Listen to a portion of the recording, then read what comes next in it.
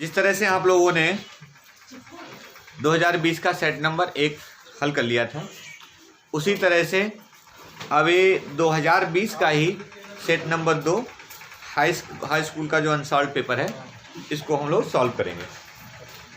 अब इसमें देखिए क्रम वाइज क्या करेंगे आप लोग। अनसॉल्व पेपर सभी के पास, जब आप क्वेश्चन हल किया करो तो अनसॉल्व पेपर आपके पास रहना चाहिए।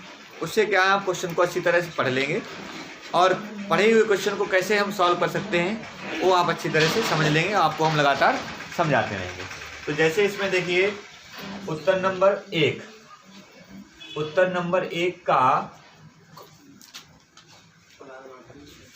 का खंड है, जरा ध्यान समझना इसको। 1 का खंड, इसमें कहा है कि 1 से 15 तक की सम संख्याओं का समांतर माध्य ज्ञात करिए। तो 1 से 15 सम संख्याएं, ध्यान दीजिए। तो 1 से 15 सम संख्याएं क्या है पहले समझो। हम अगर 1 से 15 के बीच सम संख्याएं लिखें तो हम जानते हैं 2 है, 4 है, 6 है, 8 है, 10 है और 12 है और 14। 16 नहीं लिखेंगे क्योंकि हमको 15 तक ही लेना है, ठीक। और इनका क्या लेंगे हम, समांतर माध्य। तो इनका समांतर माध्य हम निकालते हैं तो हमारे पास सीधा सीधा सूत्र होता है इस तरह का। समांतर माध्य निकालने के लिए पदों का योग बटे पदों की संख्या।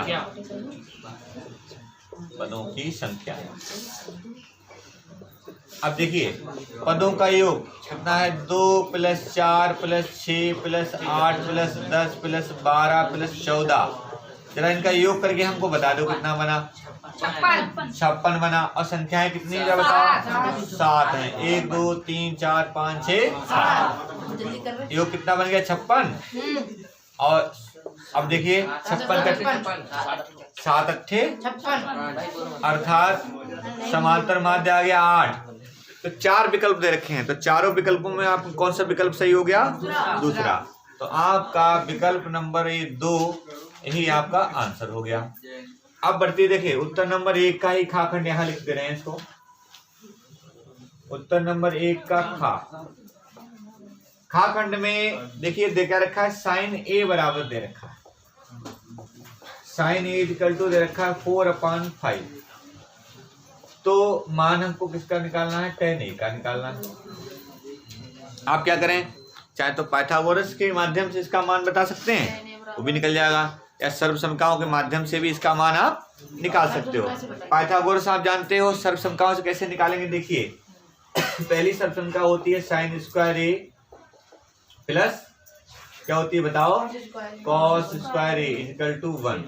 अब यहाँ से देखिए sin का तो मान दे रखा है 4/5, तो 4/5 का स्क्वायर कर देंगे। ये 4/5 का स्क्वायर कितना हो जाता है बताओ, 16/25। इधर ले आओ तो माइनस के 16/25 हो जाएगा। तो cos² = 25 में से 16 जाएंगे, 9 बचेंगे। cos बराबर लिखोगे तो √ हो जाएगा 9/25। इनका वर्गमूल हो जाएगा 3/5। क्योंकि प्रथम चतुर्थांश में है, समकोण त्रिभुज जब ले रहे हैं तो चतुर्थांश हमारा प्रथम रहेगा, 90 से ही कम रहेगा, इसलिए प्लस लेते हैं। वैसे हमारा जब वर्गमूल निकालते हैं तो क्या आता है, प्लस माइनस आता है। अब हमको क्या चाहिए, tan का मान चाहिए। तो tan बराबर हम जानते हैं क्या होता है, sin a बटे cos a होता है। sin का मान देखो ऊपर दे रखा है 4/5। cos का मान कितना निकाला, 3/5। ये भाग वाला चिन्ह हटाओ, गुणा बदल जाएगा, संख्याएं नीचे वाली उल्टी हो जाएंगी। 5 कैंसिल कर दिए, 4/3। तो अर्थात tan a का मान कितना आ गया, 4/3। तो दिए हुए विकल्पों में से आपका कौन सा विकल्प सही होगा, तीसरा विकल्प सही हो गया। तो ये तीसरा वाला आपका विकल्प सही हो गया, अर्थात 4/3 ये आपका क्या हो गया, आंसर हो गया। बढ़ते हैं अगले प्रश्न की तरफ। क्वेश्चन नंबर 1 का गाखंड करिए, इसको हम लोगों ने कर लिया है। तो गाखंड में देखो जरा समझो ध्यान से, गाखंड में क्या दे रखा है, गा में क्या रखा है, यदि समीकरण 2x² - 8x + c 2x² - 8x + c = 0, इस समीकरण के मूल बराबर हैं। मूल कैसे हैं, के मूल बराबर हैं, मूल बराबर हैं। तो आप जानते हो जिस समीकरण के मूल बराबर होते हैं उसका विविक्त कर कितना होता है? 0। विविक्त कर उसका होता है d = 0, अर्थात b² - 4ac निकालेंगे फार्मूले के हिसाब से। तो देखो पहले यहाँ पर देखिए फार्मूले के हिसाब देखिए a = 2 है, b = कितना है -8 और c = कितना है c। तो मान रख दीजिए -8, a का मान 2 है और c का मान देखिए c। ठीक, हल कर लेंगे। 64 हो गए, 8c हो गया, 8c बराबर माइनस के 64 हो जाएंगे, 8 अट्ठे 64, तो c बराबर कितना आ गया 8, अर्थात c का मान हमको निकालना था, c का मान कितना आ गया 8। तो कौन सा आपका विकल्प सही हो गया? चौथा विकल्प आपका सही हो गया। तो ये हो गया 8 आंसर। बढ़ते हैं अगले प्रश्न की तरफ। क्या अगला प्रश्न देखिए, देखिए इसमें जो घाखंड दे रखा है तो इस घाखंड को हल कर लेते हैं। एक का घा क्या कह रखा है इस क्वेश्चन में? कहा बिंदु -2, 6 -2, 6 तथा एक बिंदु और दे रखा है -2, 10 को मिलाने वाले रेखाखंड के मध्य बिंदु के निर्देशांक होंगे। तो मध्य बिंदु के निर्देशांक और विभाजन बिंदु के निर्देशांक, ये सभी सूत्र, ये सभी वीडियो हम आपको पहले से ही उपलब्ध करा चुके हैं। आप चाहे तो इससे पहले वाले प्लेलिस्ट में जाकर वीडियो देख सकते हो। मध्य बिंदु कैसे निर्देशांक निकालते हैं, विभाजन बिंदु क्या होता है, अंतः विभाजन क्या होता है, ये सब बता चुके हैं। तो अब डायरेक्ट यहाँ पर फार्मूला लगाइए। मध्य बिंदु के निर्देशांक, मध्य बिंदु के निर्देशांक, तो मध्य बिंदु के जो निर्देशांक निकालेंगे तो फार्मूला होता है x1 + x2/2 कामा y1 + y2/2। तो देखिए x1/1, x2 और y2, फटाफट मान रखिए -2 और 6 + 10, ये हो गए -4/2, ये हो गए 16/2। भाग कर दीजिए तो माइनस का 2 आया, 2 अट्ठे 16। तो मध्य बिंदु के निर्देशांक कितने आए? -2, 8। तो देखकर बताइए इसमें कौन सा विकल्प ठीक है। इसमें ये थर्ड वाला आपका जो विकल्प है सही है, -2, 8, ये आपका हो गया आंसर। जो अगला यहाँ खंड जो इसका दे रखा है वृत्त से संबंधित सवाल है और ये इस वर्ष सन 2020-21 के लिए ये वाला सिलेबस से आपका हटा दिया गया है। तो अब बढ़ते हैं इसका जो अंतिम खंड है, चा खंड है, इसको हल कर लेते हैं। चा खंड को ये क्वेश्चन नंबर पहला ही आपका है, इसका लास्ट वाला खंड है चा। इसमें क्या कह रखा है? इसमें कह रखा है एक लंबवृत्तीय बेलन के आधार पर क्षेत्रफल 9 पाई है स्क्वायर। तो बेलन के आधार का क्षेत्रफल देखिए, कोई बेलन है, बेलन के आधार का क्षेत्रफल, आधार का क्षेत्रफल सवाल के हिसाब से दे रखा है 9 पाई सेंटीमीटर स्क्वायर। लेकिन अब इसमें क्या कर रखा है? तो इसके आधार का व्यास बताना है। तो आधार तो बेलन का कैसा होता है? वृत्त के जैसा होता है, वृत्ताकार होता है ऐसा। तो वृत्त के क्षेत्रफल का सूत्र लगा देंगे πr², 9 पाई। अब देखिए पाई से पाई कैंसिल आउट कर दीजिए, r = 9, तो r बराबर कितना आ जाएगा? वर्गमूल ले लेंगे 3। तो त्रिज्या कितनी हो गई? 3 सेंटीमीटर हो गई। अब हमको चाहिए इसका व्यास। तो व्यास बराबर क्या होता है? त्रिज्या का दुगुना। तो 2 × 3 अर्थात कितना हो जाएगा? 6 सेंटीमीटर हो जाएगा। तो देखिए कौन सा विकल्प आपका ठीक है? इसमें विकल्प चौथा ठीक है। तो ये चौथा खंड जो आपका है 6 सेंटीमीटर। इस तरह से आपने क्या कर लिया? पहले प्रश्न के सभी खंड आपने हल कर लिए। परीक्षा में आपको क्या करना है? सभी जो आप हल करेंगे, जो पहले प्रश्न के जितने खंड होंगे बहुविकल्पी होते हैं, इनको आप रफ में हल करके आप डायरेक्ट उत्तर भी लिख सकते हैं। तो बढ़ते हैं अगले प्रश्न की तरफ। Question number 2। दोनों चिन्हों में एक चिन्ह ले लीजिए, माइनस का b माइनस का a। तो क्या सीधा करके लिखो -a - b, अर्थात ये दो समीकरण के मूल हमको प्राप्त हो गए। अब बढ़ता अगला क्वेश्चन देखिए क्या है, इसको पढ़ लेते हैं, लिख लीजिए। देखिए क्वेश्चन नंबर 3 का जो खा खंड है यह प्रायिकता से संबंधित है, जबकि इस बार प्रायिकता आपके सिलेबस से नहीं है। तो बढ़ते हैं क्वेश्चन नंबर 3 का जो गा खंड है इसकी तरफ। तो 3 के गा में क्या कह रखा है कि दो समरूप त्रिभुज हैं, त्रिभुजों के परिमाप दे रखे हैं। तो हमने देखिए बना भी रखा है समय की बचत करने के लिए, एक त्रिभुज ABC, एक त्रिभुज PQR। इस पहले त्रिभुज का परिमाप देखिए दे रखा है 40, दूसरे त्रिभुज का परिमाप दे रखा है 60। साथ साथ ये भी कह रखा है दोनों त्रिभुज कैसे हैं, समरूप। तो समरूप त्रिभुज हैं तो उनकी भुजाओं का अनुपात, संगत भुजाओं का अनुपात कैसा होता है, आपस में बराबर होता है। हमने मान लिया इनका संगत भुजाओं का आपस में अनुपात बराबर है, भाई हमने कितना मान लिया, x। ये हमने x मान लिया, देखिए मान लिया। अब आप जरा ध्यान से समझो, किसी त्रिभुज का परिमाप क्या होता है। पहले तो हमने क्या किया, हमने AB का मान निकालेंगे तो PQ गुणा में चला जाएगा, तो देखो AB का मान इतना हो गया। AC का मान निकालेंगे तो PR गुणा में चला जाएगा, तो इतना मान हो गया। BC का मान निकालेंगे तो QR गुणा में चला गया, इतना मान हमको प्राप्त हो गया। अब चाहिए हमें क्या, त्रिभुज ABC का परिमाप चाहिए। तो त्रिभुज ABC का परिमाप क्या होता है, तीनों भुजाओं का योग। तीनों को भुजाओं का हमने क्या कर लिया, योग कर लिया। अब समझना क्या है, AB BC CA जो हमने यहाँ पर ये मान निकाले हैं वो रख लिए, x हमने ले लिया कॉमन। अब देखिए तीनों भुजाओं का अब क्या करना है इसमें, देखिए इसमें PQ plus PR plus QR, ये देखिए किस त्रिभुज का परिमाप है, त्रिभुज PQR का। और इस त्रिभुज PQR का परिमाप दे रखा है, क्वेश्चन में कितना दे रखा है, देखिए 60 दे रखा है। तो हम क्या करेंगे, यहाँ पर रख देंगे 60 बराबर कितना हो गया, 40। अब x की जब वैल्यू निकालेंगे तो 40 बटे में कितना आ जाएगा, 60 आ जाएगा। इसको कैंसिल कर दीजिए, 2 और कितना हो गया, 3, अर्थात 2/3। तो भुजाओं का अनुपात कितना आ गया, 2/3। अब हमको जो सिद्ध करके लाना है, क्या लाना है, जो हमको ज्ञात करना है, ज्ञात हमको करना है इनके क्षेत्रफलों का अनुपात। तो area triangle ABC upon area triangle PQR।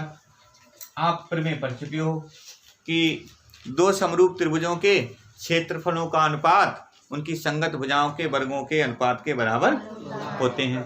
तो इधर देखो हम कोई सी दो भुजा ले लें, मान लिया AB बटे PQ ले लें हम, और इनका वर्ग करें। चाहे तो अलग वर्ग कर दिया करिए, चाहे पूरा वर्ग कर दीजिए ऐसे। और इसका मान देखिए आपने क्या माना था, x माना था। AB बटे PQ का मान x ही तो माना आपने। x की वैल्यू आप निकाल चुके हैं, देखिए 2/3, तो 2/3 रख दिया, वर्ग कर लिया, कितना आ जाएगा, 4/3।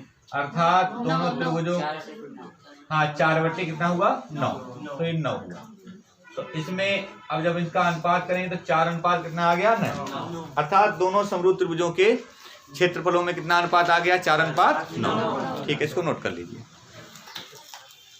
तो जैसा हम लोगों ने अभी ये 3 का खंड भी हल किया था, खा वाला प्रायिकता का सवाल है, ये इस बार सिलेबस में नहीं है तो इसको नहीं हमने कराया, तो गा खंड हम लोगों ने भी हल कर लिया अभी। तो अगला हमारा जो प्रश्न है वह है घा खंड। इस घा खंड को हम कैसे हल करेंगे इसको समझना है। तो घा खंड में क्या कहा है, बाई का मान ज्ञात कीजिए।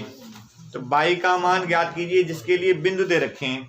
तो कौन कौन से बिंदु देखिए, एक बिंदु है P, ध्यान सभी लोग देखिए, P बिंदु के निर्देशांक हैं 2, -3, और जबकि Q बिंदु के निर्देशांक हैं 10, y। ये दो बिंदु हैं, के बीच की दूरी 10 है।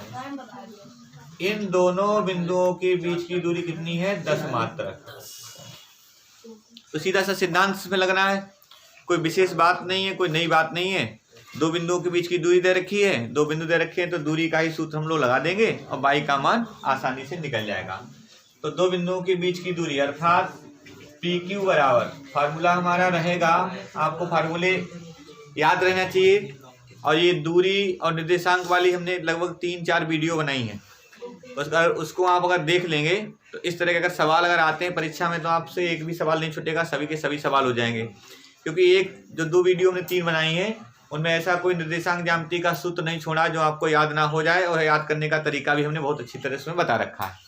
तो इसमें दूरी का सूत्र लगाइए, तो दूरी वाले सूत्र में चाहे 22-22 रखिए, चाहे 21-21 रखिए, चाहे 12-12, तो दोनों तरह से हमारा सूत्र लग जाता है। तो ये 21-21 हो गया, ठीक है। और चाहे 12-12 करके आप या ऐसे भी लगा सकते हैं 12-12। देखिए नंबर याद रखिए 21-21, या आप ऐसे लगाना चाहेंगे तो भी आपका 12-12 का हिसाब लग जाएगा, 21-21 या 12-12 नंबर याद रखेंगे तो बहुत जल्दी फार्मूला आपको याद हो जाएगा। अब देखिए x1, ध्यान दो सभी, इधर देखो, x1/1, x2/2, बस मान रखने हमको और मान रखकर इसको हल कर लेना है। x1 का मान हमारे हिसाब से जो बिंदु दे रखे हैं वह देखिए, x का मान है 2, x2 का मान है 10, y1 का मान देखिए -3 है और y2 का मान कितना है 22 ही है। अब PQ बराबर, इधर देखें, इसका तो मान देखिए कितना बचेगा अंदर 8, माइनस का वर्ग कर देंगे, ये दोनों माइनस है तो माइनस कॉमन ले लीजिए, तो अंदर सब प्लस हो जाते हैं, तो आपको फार्मूला खोलने में आसानी रहेगी। अगर दोनों पद माइनस हैं, स्क्वायर लगा हुआ है, तो उस माइनस को बाहर निकाल लीजिए, तो अंदर के सभी पद क्या हो जाते हैं प्लस। और जब माइनस बाहर निकलेगा तो हमेशा ध्यान रखो, जितनी घात होती है उतनी घात लगकर निकलता है, और -1 की घात जब 2 करें तो वो भी क्या हो जाएगा, प्लस हो जाएगा। अब हम अंडर रूट हटाना चाहते हैं तो क्या कर देंगे, वर्ग, तो दोनों ओर वर्ग कर देंगे, स्क्वायरिंग ऑन बोथ साइड्स। जब दोनों ओर वर्ग करेंगे तो इधर PQ, अब देखिए हम क्या करेंगे, PQ का स्क्वायर हो जाएगा इधर, और इधर देखिए 8 का वर्ग कितना होता है 64, अंडर रूट हट जाएगा, और इसका फार्मूला भी खोल दीजिए, कितना हुआ 9/2, 3 दूनी 6y, ये फार्मूला खुल गया, a + b का होल स्क्वायर। PQ का मान हमारे पास 10 है, तो चाहे तो आप करिए यहीं से 10 लिख लीजिए, और जब उसका वर्ग करेंगे तो यहाँ कितना हो जाएगा 100 हो जाएगा। सभी उधर ले जाओ, इधर रह गया 0, y², इनको क्रम से लिखना है, y² प्लस के 6y प्लस के देखिए कितने होंगे 64 प्लस के 9, इधर जो प्लस के 100 लिखे थे माइनस के 100 हो जाएंगे, तो y² प्लस के 6y, 64 घटा दो तो कितने बचेंगे माइनस के 36, -36 में से भी 9 घटा दो, कितने बचेंगे 25 बचेंगे। अरे भाई 25 बचेंगे नहीं बचेंगे, हाँ। अब जरा इस समीकरण को सीधा कर लो, तो y² प्लस के 6y माइनस के 25, देखो घटाना उठाना सही है, 27 हाँ, तो 27 लिख दीजिए, ये हो गया 27, कितना बचेगा 27। अब देखो सही घटा हुआ है, ठीक। अब 27 को ऐसे तोड़िए, घटाने पर 6 आ जाए तो इसके गुणन, हाँ 9 × 27 हो जाएंगे, ठीक। अभी इसके गुणनखंड करेंगे तो y², ध्यान दो सभी, तो 9y में से कितने y घटा देंगे 3y, ध्यान रखो इधर। इसमें से देखिए y कॉमन लीजिए, y + 9, इसमें से 3 कॉमन लीजिए, y + 9, तो y + 9 हो गया, एक y - 3 हो गया, ठीक है। अब इन दोनों गुणनखंडों से मान निकाल लेने हमको क्रम से, तो y + 9 = 0, तो y = -9 आ जाएगा, y - 3 = 0, तो y = आ जाएगा 3। अतः यही तो हमको y के मान चाहिए थे, यही हमारा क्या हो गया आंसर हो गया। तो लिख लीजिए इसको। क्वेश्चन नंबर 4 में देखिए, जो इसका पहला खंड है का खंड, इसमें कहा x और y में एक संबंध ज्ञात कीजिए यदि बिंदु, तो 3 बिंदु दे रखे हैं और तीनों बिंदु कैसे हैं, संरेखी हैं। हम आपको पहले बता चुके हैं, जब 3 बिंदु संरेखी होते हैं तो उनके संरेख होने का प्रतिबंध क्या होता है, तो जरा समझिए ध्यान से। तो 4 का में ये 3 बिंदु दे रखे हैं, पहला बिंदु है x, y, 1, 2 और 7, 10, नहीं 0। अब ये 3 बिंदु हैं, 3 के तीनों संरेखी हैं, तो जो त्रिभुज का क्षेत्रफल निकालने वाला जो हमने तरीका बताया था वही फार्मूला यहाँ पर लग जाता है। तो संरेखी के लिए क्या होता है, वो 1/2 आगे नहीं लगाते हैं, चूंकि देखेंगे चूंकि तीनों बिंदु तीनों बिंदु संरेखी हैं। संरेखी का मतलब होता है एक ही रेखा में, संरेखी अर्थात एक ही रेखा में है, और एक ही रेखा में है तो त्रिभुज नहीं बनेगा, और त्रिभुज नहीं बनेगा तो उसका क्षेत्रफल क्या होगा, शून्य होगा, 0 होगा। तो वही क्षेत्रफल का फार्मूला लगा देते हैं, क्या, x1 23 31 12, 23 31 बाई वाला अंदर लिखा जाता है, और 12। ध्यान से देखो, सूत्र सही लिख गया, संरेखी है इसलिए पहले 0 लिख के चल रहे हैं, और यही हमसे कहा जाता है सिद्ध करो ये बिंदु संरेखी हैं, तो हमको 0 लाना होता हल करके पहले, ठीक है। यहाँ पर 0 लेके चलेंगे। अब देखो जरा सभी ध्यान से, x1 y1, x2 y2, x3 y3, ये 3 बिंदु हैं। सभी के मान रखने हैं आपको, और मान रखकर हल करना है इसको। तो देखिए x1 का मान रख रहे हैं x, आप लोग भी ध्यान रखना कहीं मान रखने में गलती ना हो।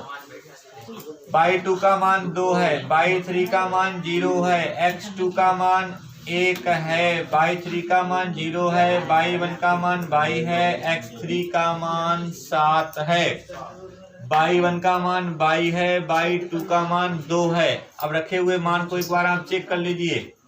देखिए यहाँ पर 2 बचेंगे तो 2x बचेगा, यहाँ पर देखिए खाली माइनस का y बच रहा है, यहाँ प्लस के 7y बच रहे हैं, माइनस के 7 दूनी 14 बच रहे हैं। अब ये बाई आपस में घट जाएंगी तो प्लस के 6y बचेंगी प्लस की, और माइनस कितना बच रहा है, 14 बच रहा है माइनस का। अब इधर देखिए 2 कॉमन भी हो रहा है, तो हम क्या करेंगे, 2 कॉमन ले लेंगे, तो अंदर x प्लस के 3y माइनस के 7, 2 गुणा में लिखा हुआ है। सत्यदेव देखो ये 2 कल आपने पूछे थे, 2 गुणा में लिखा हुआ है, तो 2 है वो 0 के बराबर नहीं होगा, तो क्या बराबर होगा, x प्लस के 3y माइनस के 7। हम आपको समझाने के लिए कभी कभी कह देते हैं कि ये संख्या, जैसे मान लिया देखो 2x बराबर 0 हो, हम कह देते हैं 2 यहाँ चला गया 0 हो गया, ठीक है। लेकिन ऐसा नहीं, 2 क्या कभी 0 बराबर हो सकता है, नहीं हो सकता है। x हो सकता है, x चर राशि है, इसका मान 0 भी आ सकता है, 1 भी आ सकता है, 2 भी आ सकता है। तो इसलिए हम ये कह देते हैं इधर जाके 0 हो गया, ऐसा नहीं है, 2 0 के बराबर हो ही नहीं सकता, इसलिए हम 2 को 0 के बराबर नहीं लेते हैं, तो दिया हुआ मान ही हमारे 0 के बराबर हो सकता है, ठीक है। तो यही x और y के बीच में हमको संबंध लाना था। ये क्वेश्चन नंबर हो गया। बढ़ते हैं अगले प्रश्न की तरफ। देखिए क्वेश्चन नंबर 4 का जो खा खंड है, इस 4 के खा खंड में कह रखा है यदि sin 3a equal to sin 3a equal to cos a minus 26, जहां 3a न्यून कोण है तो a का मान ज्ञात करिए। हमको क्या निकालना है, a का मान।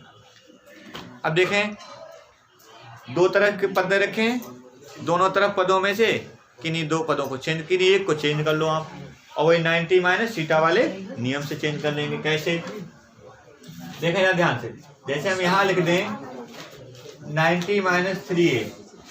अब सोचो अगर हमने यहाँ पर साइन लिख दिया तो वो चेंज हो जाएगा, वो सवाल उतना नहीं बनेगा। हमको ऐसा पर लिखना कि उतना ही रहे, तो चेंज कर लिया, तो हमने क्या लिख दिया, cos को चेंज करेंगे तो क्या बन जाएगा, साइन, फिर से sin 3a बन जाएगा, बराबर में cos a माइनस 26 डिग्री पहले दे रखा है। अब देखो इधर दोनों तरफ से cos को छोड़ दीजिए, तो 90 minus 3a equal to a minus के 26, a को इधर ले आओ माइनस हो जाएगा, और 90 को उधर ले जाओ वो भी माइनस हो गए, तो माइनस के 4a, इनको ऐड कर लो, कितने बन गए, 116 माइनस का, तो a इक्वल टू निकालेंगे तो 116/4 भाग कर दीजिए भाई, देखो कितना बन, 4 दूनी 8, 4 नेम a इक्वल टू 29 डिग्री। हमको a का ही मान चाहिए था। ये आपका क्वेश्चन नंबर 4 का खा खंड आपका हो गया। लिखिए अगला बताते हैं फिर। देखिए क्वेश्चन नंबर 4 का आपका गा खंड है, तो गा खंड में देखिए क्या कह रखा है, उत्तर नंबर 4 का ये गा खंड है। तो गा में देखिए कितना सरल क्वेश्चन है, इस क्वेश्चन को कैसे सॉल्व करेंगे, देखिए एक गोले के वक्र पृष्ठ की माप दे रखी है, अर्थात वक्र पृष्ठीय क्षेत्रफल दे रखा है। तो गोले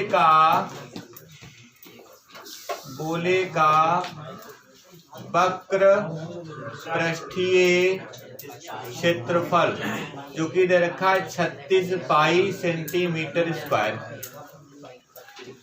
क्वेश्चन में क्या कहा गया है, गोले का आयतन बताओ। तो गोले के आयतन का सूत्र हम जानते हैं 4/3 पाई r घात 3। अर्थात यदि हमको गोले का आयतन चाहिए तो हमको क्या चाहिए, सबसे पहले r चाहिए, गोले की त्रिज्या। और वह गोले की त्रिज्या निकालने के लिए देखिए इसका पृष्ठ दे रखा है, तो पृष्ठ का क्षेत्रफल पता होना चाहिए। तो पृष्ठ का क्षेत्रफल कितना होता है, 4 पाई r स्क्वायर। हम क्या करेंगे, 4 पाई r स्क्वायर लगा देंगे यहाँ पर। सभी का ध्यान इधर रहना चाहिए बोर्ड पे। देखिए पाई से तो पाई कैंसिल कर दिया हमने, 4 ने में 36 कर दिया, r इक्वल टू √9 अर्थात r इक्वल टू आ गया 3 सेंटीमीटर। गोले की त्रिज्या हमको प्राप्त हो गई, ठीक है। अब हमको निकालना है गोले का आयतन। तो गोले का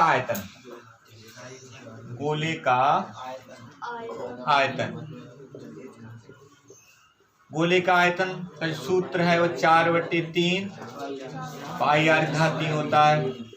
तो 4/3 आप चाहो तो पाई का मान ना रखिए, r का मान रख दीजिए 3 गुना 3 गुना 3 कैंसिल कर दीजिए, 9 चौक 36।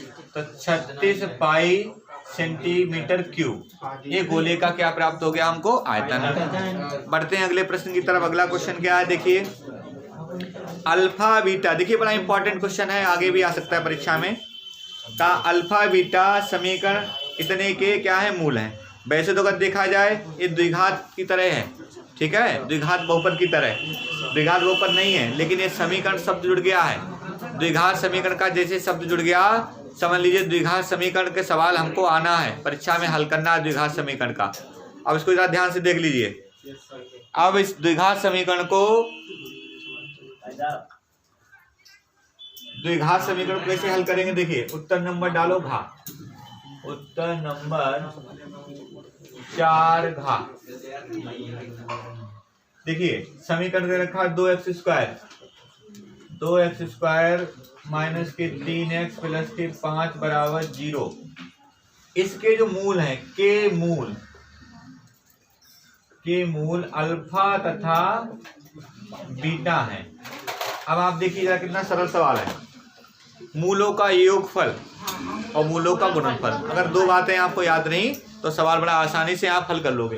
कैसे, मूलों का योग देखिए अल्फा प्लस बीटा, सूत्र क्या होता है, -b/a, ये सूत्र होता है। तथा मूलों का गुणनफल अल्फा इंटू बीटा c/a। अब a और b c क्या है, ठीक है, ये इनके गुणांक होते हैं। देखिए कैसे, यहाँ पर देखिए ध्यान से, अगर हम तुलना करना चाहें तो ax स्क्वायर लिख सकते हैं, यहाँ पर प्लस के bx लिख सकते हैं, प्लस के c लिखते हैं इक्वल टू 0। तो देखिए a इक्वल टू कितना होगा, 2। तो a बराबर 2 हो गया, और b बराबर लिखें तो कितना हो जाएगा, -7, c बराबर 5। अब हमको करना क्या है, मान रख लेने से भी पूरा उत्तर नहीं आएगा, पूछा कुछ सवाल में और गया। देखिए अल्फा प्लस बीटा, हम b का मान -3 रखेंगे तो प्लस का 3 हो जाएगा, a का मान 2 है। अल्फा इंटू बीटा, c का मान 5 है, a का मान है 2।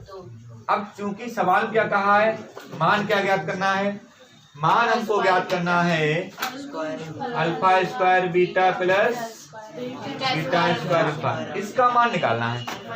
अभी आप देखिए जिस रूप में इस दिए हुए पद का मान हमसे पूछा गया है, उस रूप में अगर हम किसी का मान रखेंगे तो मान हमको नहीं ज्ञात है अभी, तो हम करेंगे क्या, मान ज्ञात करने के लिए हम इसके रूप को बदलेंगे, ठीक है।